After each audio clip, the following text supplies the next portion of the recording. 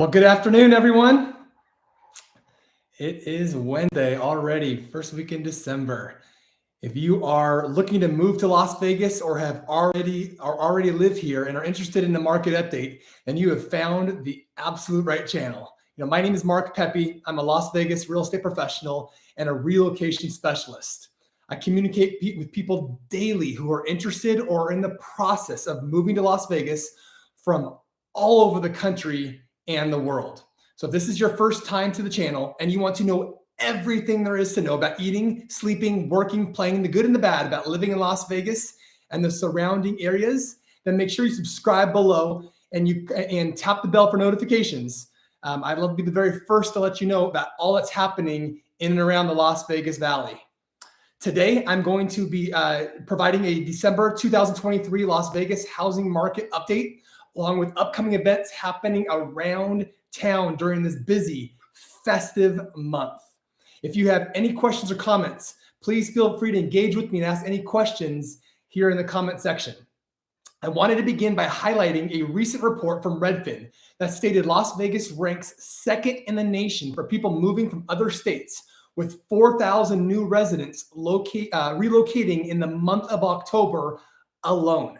Our city continues to rank in the top 3 or 4 and has been the case for the past number of years, which speaks to the multitude of benefits living here in Southern Nevada offers residents. Excuse me. So let's jump into the market stats here. I'm going to pull up a couple notes so I can make sure I got everything here correctly. We're going to start with new listings that continue to drop. In October, there was 2,210 new listings. In November, there was 1,827 new listings. That is a 17% decrease month over month. Now, this is not surprising as this is typical during the holiday season. Inventory, on the other hand, this is for single family homes. Inventory in October was 4,067 single family homes. Now in November, there are 4,155. So that's good for a 2% increase, which doesn't really move the needle much, but at least we're not decreasing like we've seen so many times this year. As I've mentioned before, this is less than half of what we typically would see in a normal market where there's over 9,000 homes for sale. Of the 4,155 homes, 2,935 are under 700,000. 524 are between 700,000 and $1 million, and then 696 are north of $1 million. This locked-in effect that I've mentioned before of current homeowners not wanting to sell or trade in their 3% interest rate for one that is more than double, along with buyers sitting on the sidelines due to high rates, will be something to watch very closely with the notable decrease in interest rates we've experienced recently. More on that here in a minute. Next is months supply, which refers to the number of months it would take for the current inventory of homes on the market to sell given the current sales pace. 4 to 5 months of supply would be considered average. A lower number means that buyers are dominating the market and there are relatively few sellers. A higher number means that there are more sellers than there are buyers. Okay, so with that, October had 2.4 months of supply and November had 2.4 months. So no change at all. We continue to be in a seller's market with low inventory and higher demand. Next is new contracts or homes that went into escrow, otherwise known as pending listings. October, we had 1,426. November, we had 1,314. So it's a decrease of 7.85%. Now, while there was a decline month over month, a recent report from Redfin just came out that stated Las Vegas is one of only 3 metro areas in the country with an increase of year over year pending listings at 1.2%. So typically in general, what that means is an uptick in pending sales implies that there will be more closed home sales this year than the same time last year. So that's some good news if that truly comes to fruition. But you have to remember, though, not all homes that go pending, some of them fall out of escrow for one reason or another. So just because it's pending, obviously we can't count on those being closed sales yet until escrow officially closes. Next is average days on the market, which in October was 15 days. November was 16 days. So slightly larger, a little bit longer to sell than we saw in the previous month. But homes are still selling pretty fast, especially when they're priced correctly. Next is the sales price to list ratio. In October, it was 100%. In November, it was 99.4%. So sellers were a tiny bit more flexible than the previous month. But again, we're talking about 0.06% difference, not much. Sales price to list price, you're looking at just right on par with what sellers are asking for. Next is homes sold. In October, we had 1,530 homes sold. In November, we had 1,263 homes sold. That's a 17.67% decrease. Now, as I mentioned before, these are resales or new construction homes listed on the MLS. All new construction homes, which typically make about 1/3 of the home sales every month, are not included in these figures. So these numbers don't really paint a completely accurate picture of the total homes sold, but it's still a significant decrease nonetheless. Remember though, the holiday season also plays a factor in these reduced figures as well. Next, we're going to talk about the median sales price.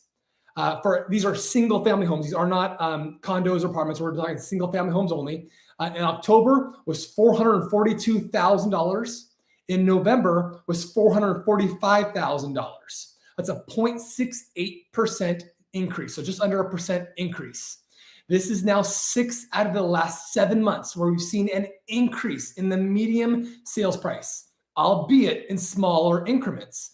However, this really speaks to the return of more normal rate of appreciation that has been projected not only for the latter half of this year, but also for the next couple of years as well. Speaking of home price appreciation, it typically starts to ease up around this time of the year. As that happens, there's going to be some risk that the media will confuse slowing price growth, which is the deceleration of appreciation, with home prices falling, which is depreciation. So don't let that fool you though. Slower price growth is still growth nonetheless. I wanted to briefly talk about interest rates. Now, they have dropped in the last 6 consecutive weeks, including again, just 2 days ago. What was slightly over 8% in October is now at 6.75% as of today for a 30-year fixed conventional rate. And as rates are even lower with other loan programs. With the Fed pausing rate hikes as inflation has finally cooled off, mortgage rates have followed suit as they usually do. As the interest rates potentially continue to drop, the prices of homes will inevitably go up. I would encourage you, if you can afford your desired home at the current interest rate and the payment now, do not wait. You will end up paying more while having more competition if the interest rates continue to drop. I can give you example after example of clients who are kicking themselves for not buying early in 2020. This metric is something to keep a very close eye on in the coming weeks and months. But again, good news to see that the rates are finally starting to fall, and we'll see if that continues here coming up in the near future.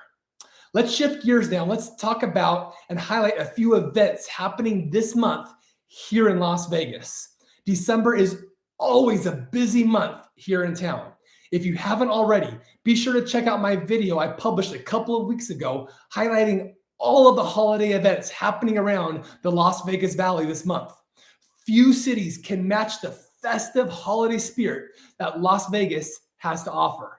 Let's start with a couple of local events. The first one is Market in the Alley. It is like a street fair of local makers, arts, and local small business showcasing their products. It takes place in 3 different locations. The first is the Arts District in downtown. You've got the District at Green Valley Ranch in Henderson, and then the Uncommons in the southwest part of town. The dates are December 3rd, December 17th, and December 31st. Next is Brew Festivus Beer Fest. For all of you beer lovers, it is December 9th in downtown Summerlin. Next is the Holiday Spectacular, a small business boutique happening at the Gold Coast Hotel and Casino on December 17th. For all you small businesses, great opportunity to go and support them. For your locals as well, go support those small businesses at that Holiday Spectacular. Next, for all of you those who are interested in arts, is a Cool Yule Christmas Spectacular presented by the City of Las Vegas at the Charleston Heights Art Center. Is taking place December the 15th through the 17th. It's going to be a mix of timeless classics, audience sing-alongs, and thrilling sounds with popular Christmas songs. Great event to go to get you in the holiday Christmas spirit. There's a number of concerts and comedy shows are happening around town this month, as they do every month. This is just a snapshot of who is performing. We'll start with the Sphere. U2 is continuing the residency with multiple dates in December at the spectacular new venue. Next is the Mirage. You've got Ray Romano, December the 2nd. You've got Jim Jeffries, December the 8th. You've got Jeff Foxworthy, December the 15th and the 16th. Next is the Palms. You've got Chris Isaac, December the 8th. You've got Clay Walker, December 9th. Tracy Morgan's Comedy Show on December 9th. And then you also have 95.5, the Bulls St. Jude Santa Jam is December 10th. Parker McCollum is December the 14th through the 15th. And Derek Huff Symphony of Dance Experience is happening December the 28th. Again, those are all at the Palms. Next is House of Blues. You've got the Mammoth Tour happening December the 8th. You have Eddie Trunk's 40th anniversary featuring Sammy Hagar and Michael Anthony, December the 11th. You've got Kid Rock's Rockin' Rodeo Party, hosted by Cole Hauser on December the 13th. You've got Aqua on December the 19th and Summer Salt on December 29th.